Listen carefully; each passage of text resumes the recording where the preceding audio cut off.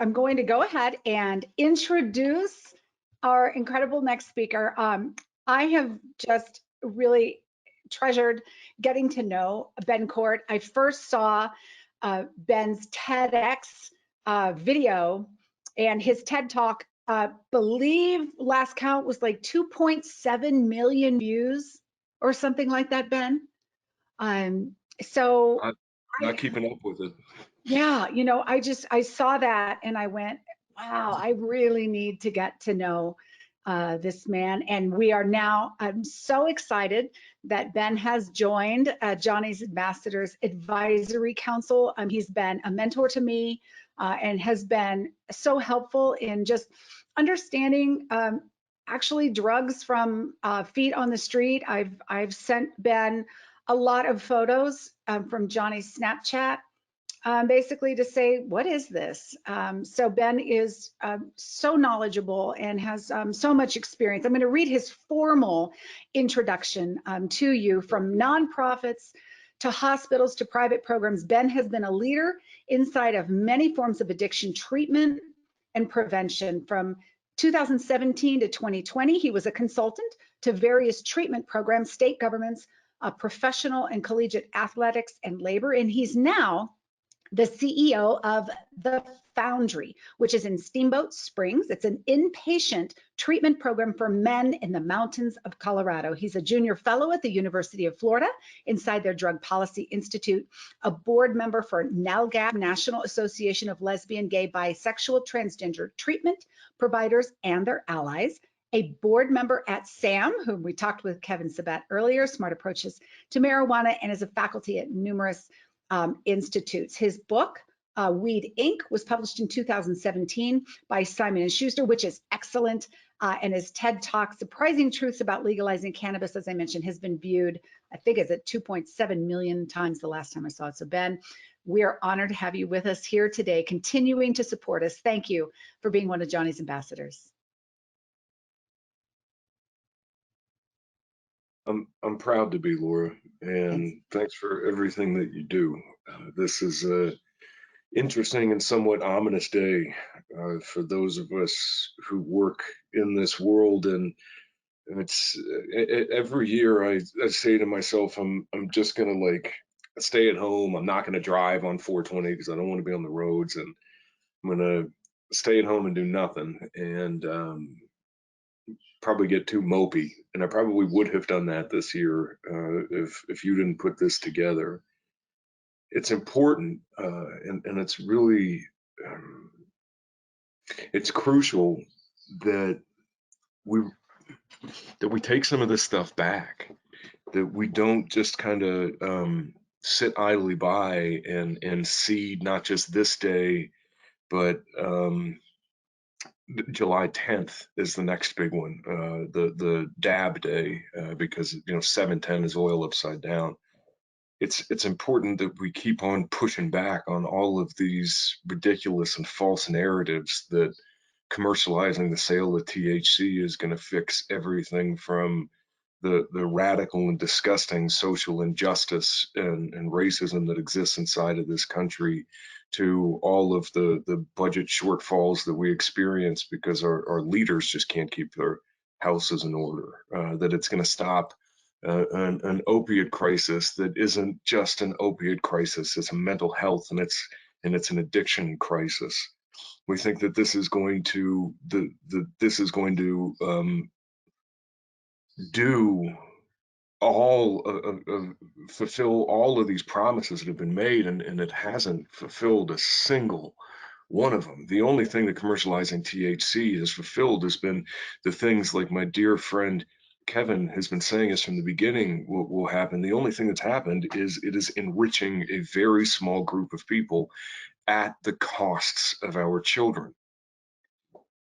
I'm in a very blunt and direct mood today, if you can't tell. Dr. Bader, who you will have the pleasure of meeting later this afternoon, who's one of my favorite people on the planet and one of the most brilliant clinicians any of you will ever meet. We just came back from Alabama, where we were doing some work together, and she asked an interesting question. to someone we were working with. She said, well, have you seen much psychosis? This was over lunch, and for the next couple of minutes, we listened to stories of young people experiencing cannabis-induced psychosis and where it left many of them. And then you sort of move into the next room, and you can hear and feel the it's just weed from folks. And Laura, God bless you and thank you for not taking that stuff lying down, for not just saying and joining in with everybody else and saying it's just weed, because it's not anymore. Because this thing that started out as a plant and this thing that was interesting socially, very interesting medicinally, a naturally occurring, relatively benign plant has been weaponized. And I use that word deliberately. It's been weaponized, and the goal is to capture the money that people in legal states have. And the developers of this know, the people who are profiting on this absolutely know that to capture the most amount of money, they have got to get to the kids young. So what happened to Johnny wasn't it wasn't a fluke, it wasn't a one-off. It's a story that unfortunately I have to hear weekly. What happened to him wasn't an accident, it was deliberate. These folks have been moving towards this and planning this since its inception. To make more money, you must capture more users. To capture more users, you need that young market. In the same way that the tobacco industry did this, they deliberately and specifically market to a young and influenceable group of folks so that they can make their money. And that, in a nutshell, is marijuana in the 21st century. I got a big slide deck. You got the pictures. You can have as many of them as you want. But listen, in 30 minutes, I'm not going to be able to give you a huge overview. What I'm going to do is give you just a couple of things. But what I want you to do really is understand that marijuana in the 21st century is a commercialized commodity, like alcohol and like tobacco, like big pharma. And this isn't a grassroots movement that has brought us here. This isn't social justice or social activism, because 21st century marijuana is big business, corporate interests, and commercial products. You have some amazing speakers today. Forget it, there's my bio, who cares? You have some amazing speakers today who are going to teach you a lot of what I usually try to cover. And one of the things that I love so much about the group that you will be listening to today is there are individuals who aren't going to give you spin. I hear all the time, and in fact, less than a year ago, I heard from somebody, there was a Dr. Bader might mention it this afternoon, when she talks about women and cannabis. There was an interesting thing that happened in Denver with folks from the Department of Health calling and surveying a bunch of dispensaries and posing to be pregnant women and asking if they should consume. And when that happened, one of the things that I heard, it was a debate or a back and forth or a radio thing I was on or something, was a person said, well, the jury's really still out on whether or not neonatal exposure is a bad thing, on whether or not it's bad to expose a preborn child to THC. And in my mind, I'm taking through the research that we have, the glut, a lot of it coming out of Colorado. If you're interested in that subject, Dr. Paula Riggs is probably, RIGGS, probably leading most of it, and Dr. Bader has better perspective than most people. We have so much information about why that's not good. However, the person who yells the loudest and gets there first can define what is true and isn't. Let me remind all of you listening, as you pay more attention to this subject, that there is nothing subjective about real science. And for me, real science is simply defined as journal published and peer reviewed. Surveys don't count. What 64% of this country wants, 67% of this country wants, matters only to politicians. It doesn't matter to scientists and doctors. And if politicians are willing to cave to that and just go with it, well, that's going to be on them later. Because science is relevant here, and we have to continue to fall back on it, because what we're falling back on is hyperbole and lobbying most of the time, and it's getting us into a lot of trouble, because what the hyperbole tells us is it's just a plant.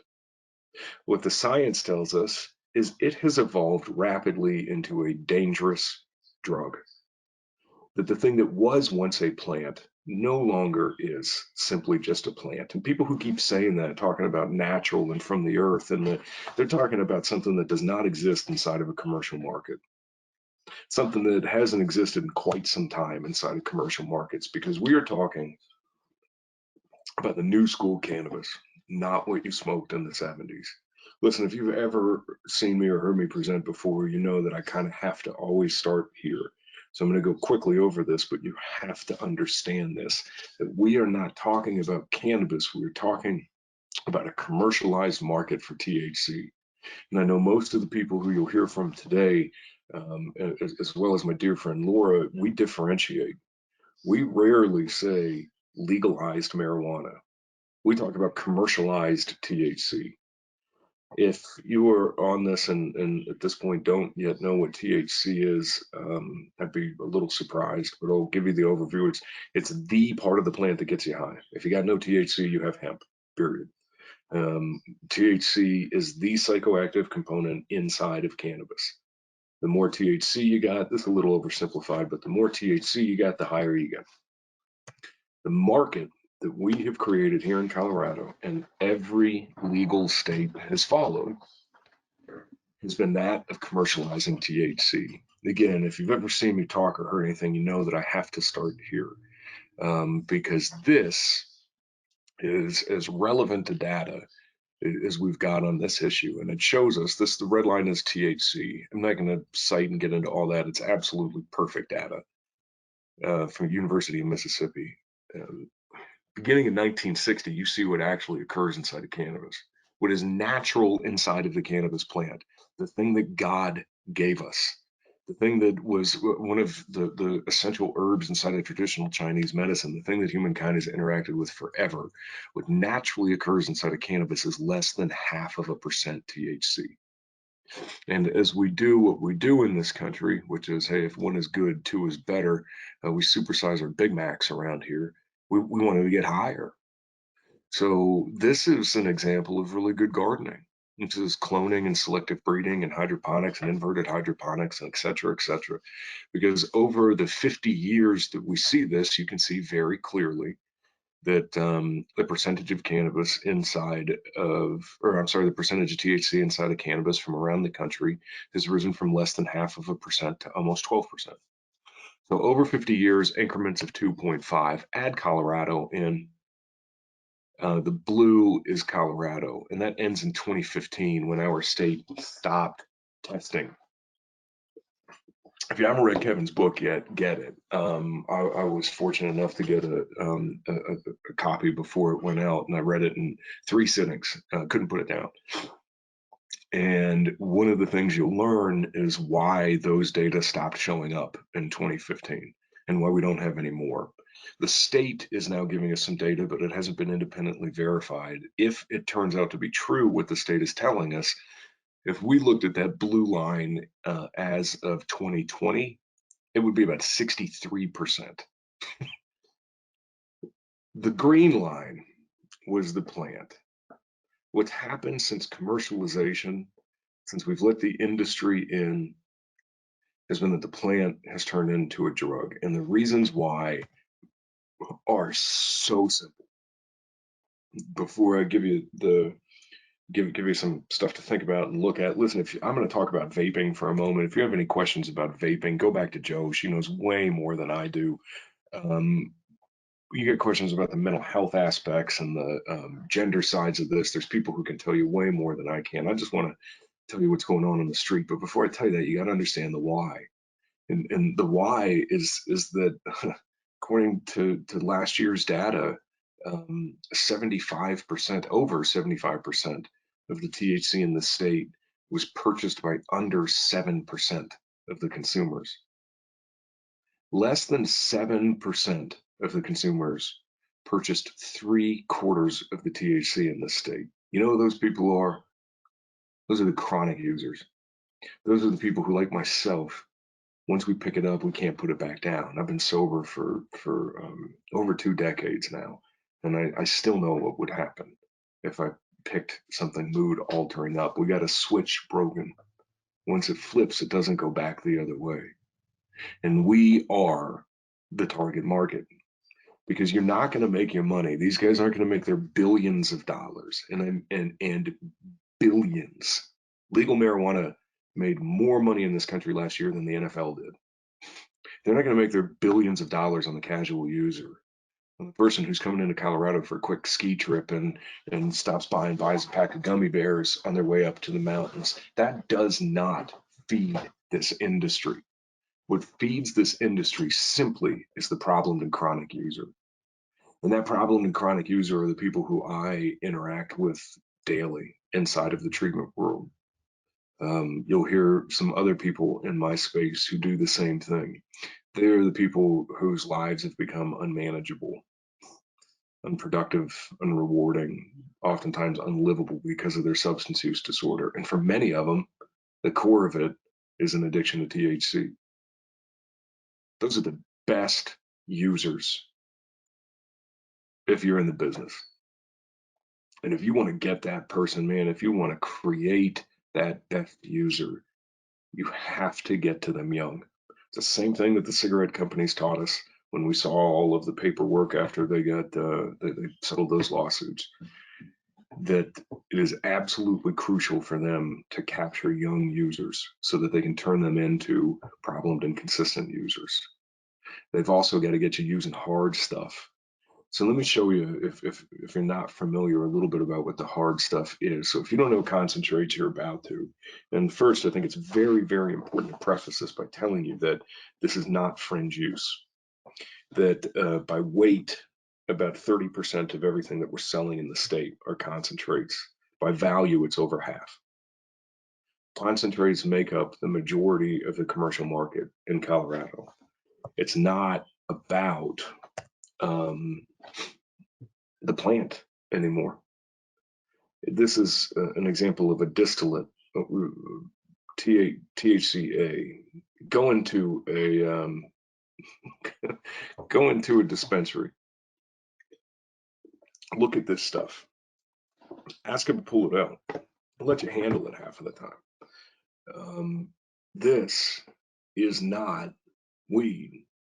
But under Colorado's Amendment 64, which defines marijuana as every salt, derivative, extract of, and concentrate from the cannabis plant, it's weed legally.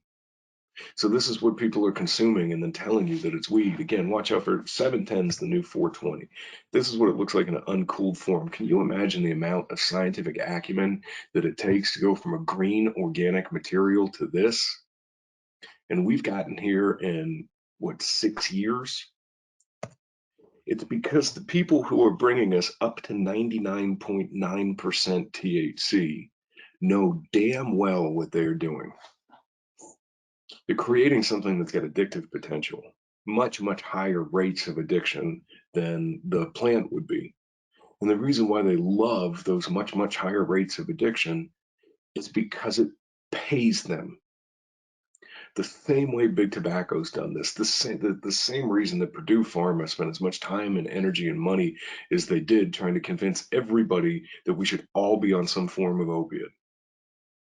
Because they knew that if they got enough people to try them, a good portion of those folks would get addicted, and that's where the money would come from. The profit for this industry, like alcohol, tobacco, opiates, the profit lies in the problem user, in the addict. There's no other reason to bring a 99% pure THC to market the stuff that they are, the stuff that they are selling to our kids as weed, the thing that there was a long-term hearts and minds campaign to convince Johnny was just weed. Looks like that. Now, what is a 17, 18, 19-year-old brain supposed to do against the power of this massive industry and lobby telling them it's just weed? What are we supposed to do as parents when these folks have their ear more than we do? The first thing that I can tell you we need to do is understand what it is they're using and get educated on it and start to push back. Because when our kids tell us, come on, mom, it's just weed, we say, no, no, it's not. It's not just weed, because just weed calms you down, lowers your blood pressure, lowers your heart rate. Just weed, this is a guy taking a concentrate hit in the dispensary. Just weed doesn't knock you over with one hit. These concentrates spike blood pressure, they spike heart rate, they put people on their backs. Listen, I'm not going to take the time to do this, but I want you guys all to watch this guy's channel tonight. I'll pause it. His name is Stoners Are Weed. He describes himself as a medical cannabis activist from Canada, and this particular series is called Kill a Friend Day. Kill a Friend Day. I think it's on here. And what he does is gives dedicated and experienced marijuana users their first concentrate hit, and then films what happens. You got to watch that stuff. It'll give you a better idea. What our kids are interacting with, because what's being sold to them, the stuff that Johnny had to quickly progress to because that's the direction that he was pushed in by this industry. The stuff that our kids are being sold is not what we grew up understanding. We think we're going to be able to teach them how to stay safe on the roads when we grew up in some sort of old hand crank thing that would barely go 30 miles an hour. Well, this is the equivalent of a supercar that's ripping around town at 250. We don't know what weed is today because when we see this stuff, we kind of push back. We say, no way, that's not weed. To me, this over here on the far left, that was weed. That was as good a weed as you could possibly ever find in the world, some big giant thick bud like that. But then we're introduced to things like butter and wax and shatter, and we say, what in the hell is that stuff? And the kids will answer us, it's just weed. Don't you understand, mom? Don't you understand, dad? It's natural. People have been using this stuff forever. People have been consuming cannabis from the beginning. Haven't you ever listened to Bob Marley? Do you know nothing about Jimi Hendrix? This is just part of culture. They say this is weed. My friends, this is not cannabis. It is being branded as and sold to our kids as cannabis. Live resin isn't cannabis. Chatter's not cannabis. That's a different form of live resin. Here's an interesting reverse osmosis extracted concentrate. There's a lot of interesting things you can do with powdered THC. Here's THC in a syringe. Here's a sheet of THC, we call shatter. There's different forms of concentrated THC. And this narrative that we have, this narrative that it's powered by science and it's fueled by nature, is ridiculous. Listen, keep an eye out for this stuff. Again, 710, it's the new 420.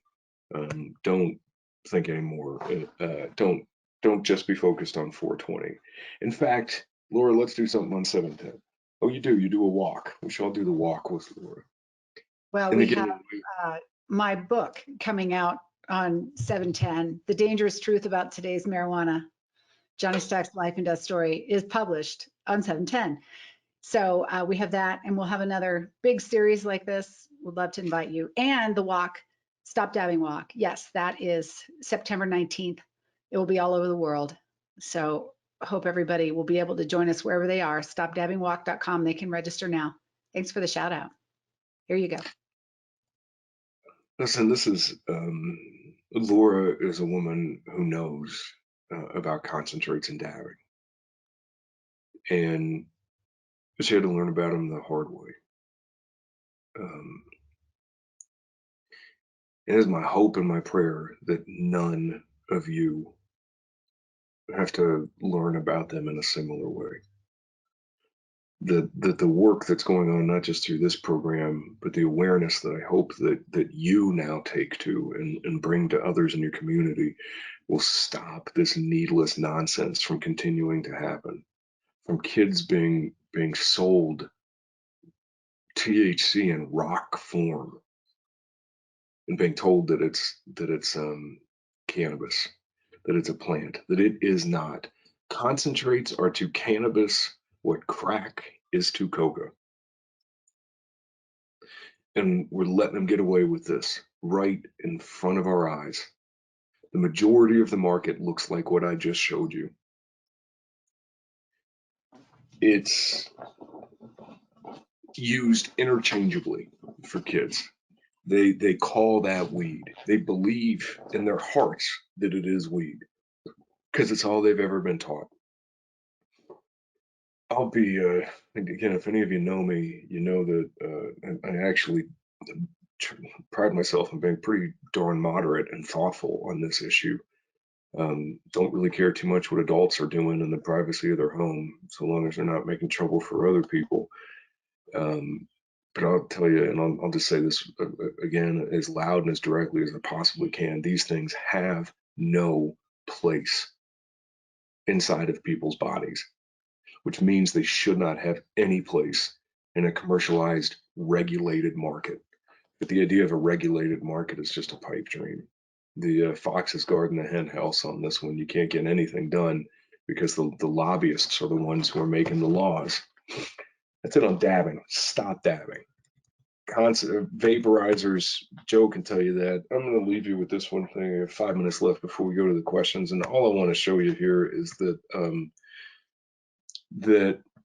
so as many of you know, especially those of you in Colorado, that 10 milligrams is a legal dose of THC inside of an edible in Colorado, which is interesting because there's no science or anything behind that. These gummy bears are coming with 100 milligrams in them and telling you to separate them into tenths. And we now have gummies that are made with distillates, if you can see this. And remember, I showed you that distillate was the 99.9% pure. We continue to regulate them by weight, saying you can't have more than 10 milligrams. And now we're letting them put a 99% pure distillate in there and 10 servings. So someone might ask, what's the equivalent of 10 servings of a distillate inside of one gummy versus a joint? The answer to that is there's nobody who can do that math. We just don't know. It's a lot and it's getting stronger. And the reason why it's getting stronger is that we have got to work with people's tolerances that they're building, because as you consume more, your tolerance gets higher. As your tolerance gets higher, that's how we're going to make the money. 1,000 milligram cake pops, anything that can be introduced into the human body has THC in it. And this is where I'm going to leave you. Just thinking about this and hopefully giving you a little bit more of a critical eye. From ketchup, condiments, barbecue sauce, hot sauce, to coffee, there's K-cup coffee. These are all THC infused. THC infused lemonade, hard candies, ice cream, granola bars, nasal mist, topical application for intoxication, swallowable intoxicating THC pills, THC gummy or lollipops, THC potato chips. Here's THC tampons, which Dr. Bader can talk more about, THC drops so that you can make anything that you've got, from a cup of water to your dinner out, into an edible. THC infused gum, tea. Are you getting the idea? Pot rocks, tarts, THC infused alcohol, THC infused sodas. If you keep up with rap culture, there's THC infused syrup. There's THC infused water. I hope you're getting the point that there's not a single thing, THC 5-hour energy, that can be introduced into the human body that's not being commercially produced with THC in it. We will end it with the suppositories. No, we'll end it with the warning on the back of these products. It says there may be health risks associated with the consumption of this product. its contents, it contains marijuana, and its potency was tested with an allowable plus or minus 15% variance. This product was produced without regulatory oversight. Kevin's book is better than my book. Buy his first. But if you're poking around on Amazon and you got nothing else to do, you can grab a copy of that one. I am grateful for those of you who have listened and will listen in the future to this, because it's a tough subject. You got to be well educated to have conversations about it. Hopefully, I gave you just a tiny little bit of that. But I am most grateful to Laura for doing what she's doing, and for others who have similar stories. You'll hear from my dear friend Sally this afternoon, who's one of the most courageous and beautiful women I've ever met, because she also, like Laura, has decided that she is going to turn a tragedy that happened in her family as a result of her son's THC consumption into good. She's going to fight back. She's not going to take this lying down. And may their example be an inspiration to all of us, especially on this day when for some of us it feels like it's just too overwhelming. Maybe it'd be easier to crawl into a hole. Just let what's happening happen around us. I hope that some of you will be able to borrow a little bit of strength from people like Laura and Sally with me as we push back and we say enough is enough. You're not going to get away with this for another generation. Thank you, Laura. That's all I got for the presentation. Happy to take any questions if we got them.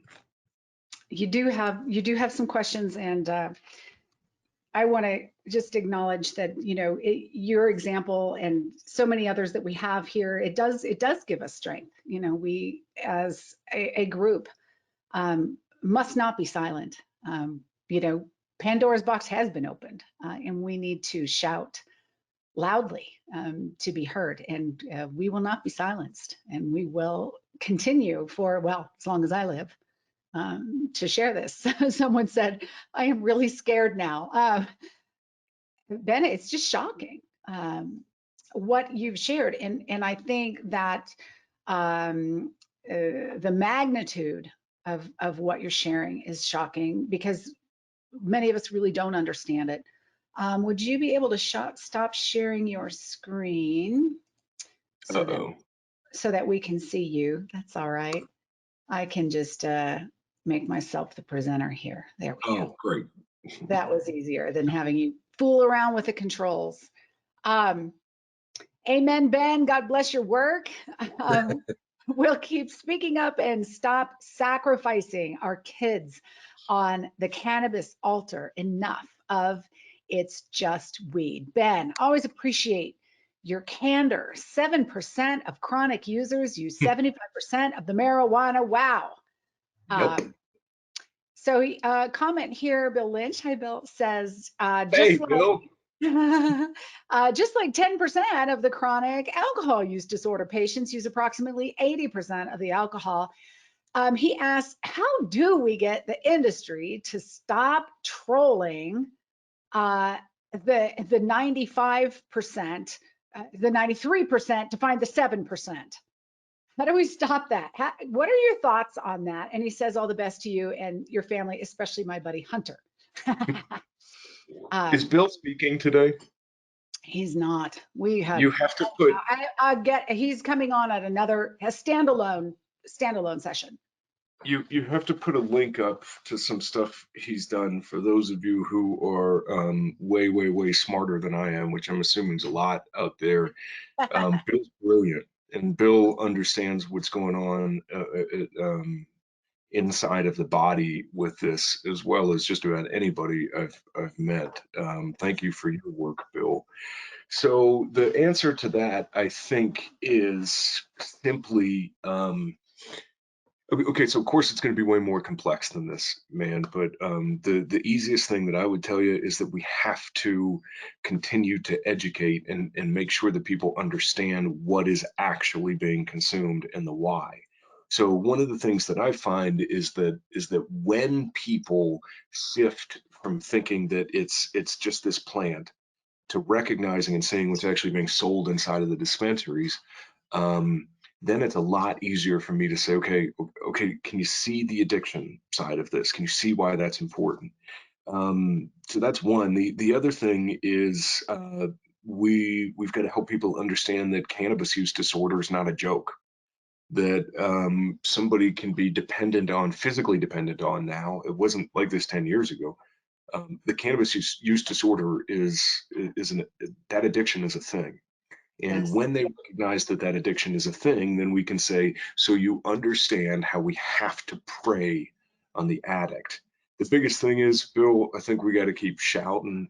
And every year that goes by when I think I'm maybe getting too tired for this, I meet somebody like you who I met a couple of years ago, Bill, and I get reinvigorated. And then I meet Yes. somebody like Laura Agree. this year and get Uh, reinvigorated, shouting. well, I think too, it's wearing, it's tiring. You've been in this fight for so long, 20, 30 years, and we didn't even start a year ago, Johnny's Ambassadors, and I just went into this very blindly. I remember calling you and with just so much passion for sharing this message, and you have a contagious enthusiasm when you get really excited about something, Ben. So you've had a great deal of influence on me. Our friend Sally is on, and she says, "Thank you, Ben and Laura. Enough is enough." Couldn't agree more. We're going to hear from Sally. Johnny is such a blessing. Oh, thank you. Oh, let's see. Oh, I attended my first workshop with you, Ben, in Florida at Really? at a high intensity drug trafficking areas workshop. This is Leah Roden, and she says hello, and she tries to jump on any webinar that you are presenting, and you are always Oh, such a great presenter. oh, So she, that's sweet. Thank she you. says thank you.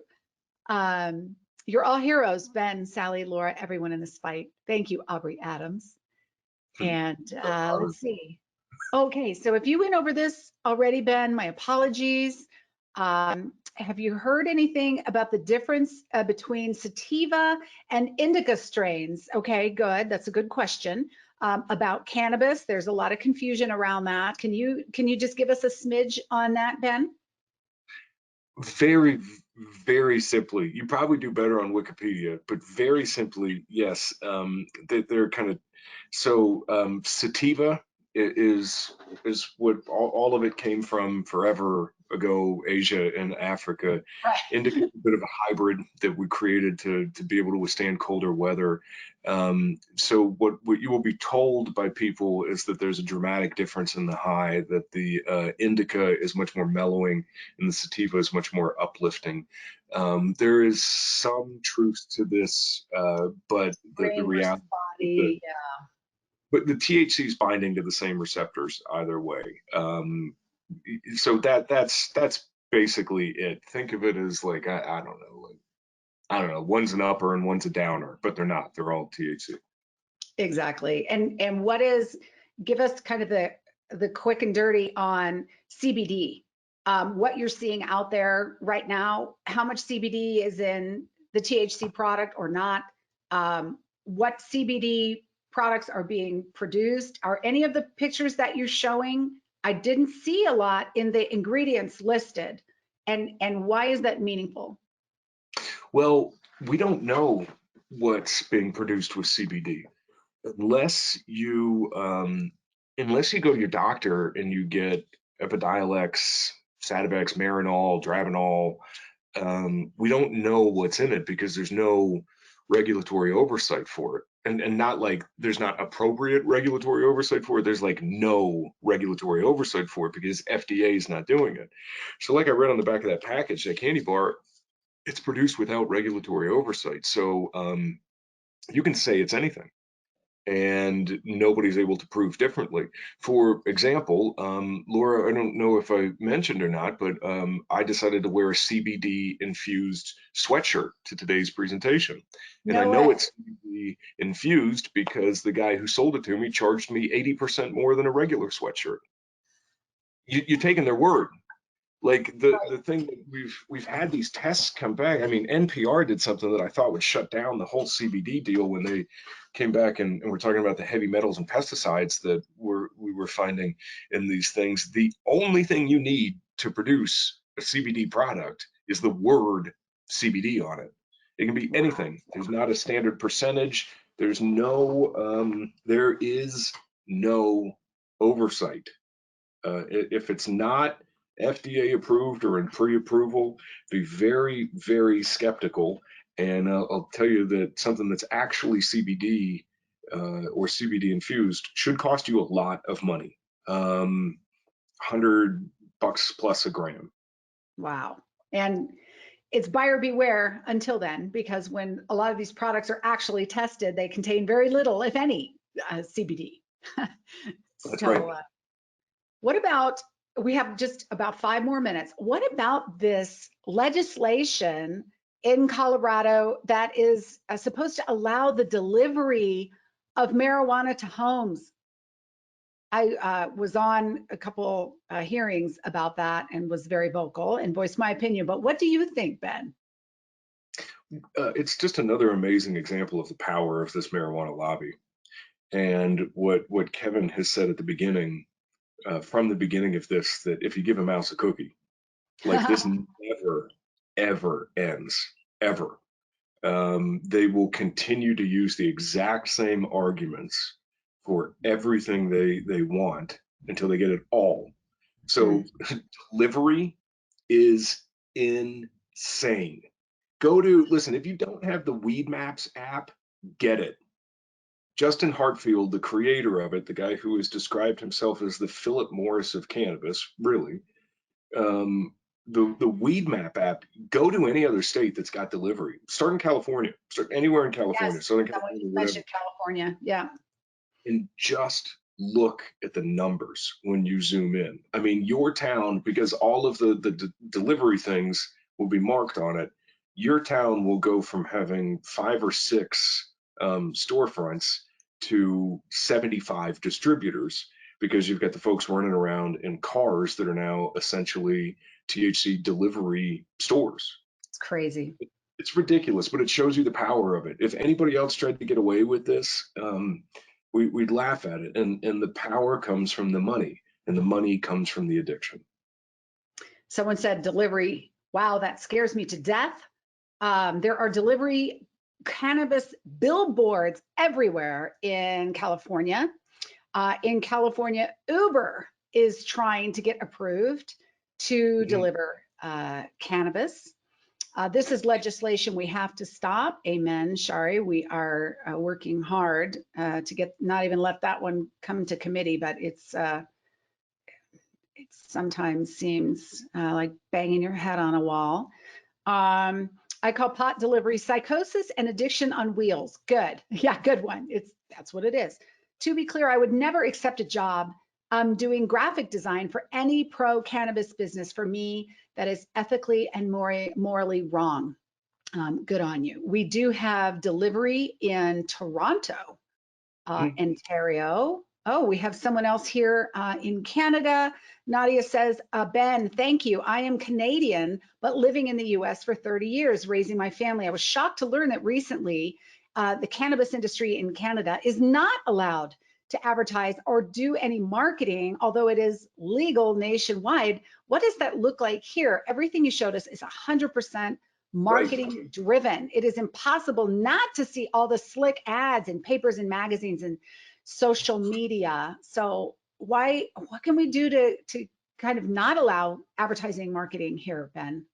Is that possible? Nadia, we could be as sensible as you are in Canada on a number of levels. So I don't know if you have ever consumed tobacco or know anybody who has, but when you go into a gas station or a store in Canada, absolutely no tobacco is on display.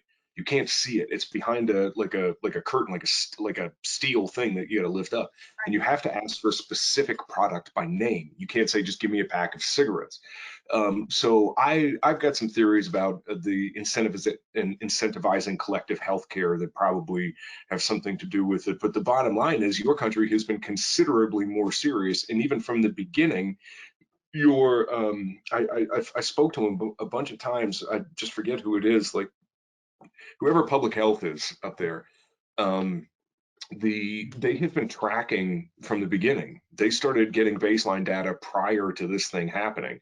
You've just done it more carefully. I mean, Nadia, the simple truth is that from this country, we've given you professional wrestling. We put that guy from The Apprentice in the Oval Office. Like, this is a country that loves grandiose, and we're all about money. And so, of course, you're going to have it done differently here than there. Tyler, we'll end with a couple closing comments. One from Tyler. Hi, Ben. I attended your presentation in Cazenovia, New York, and almost weekly I'm using some of your points anecdotally in conversations with our community partners. So he says, thanks as always for your engaging presentations. And we'll close with Ben. I want to thank you for all of your continued work. It is great to see you. I just put in an order from your work and we'll watch your TED Talk with my teenage boys. Ben, as always, you make a great impact when you come to help us and give so graciously of your time and your talent and your wisdom. I appreciate you so, so much. I hope you know that. And thanks for being one of Johnny's ambassadors and being with us here today, Ben. My pleasure, Laura. Thanks, everybody.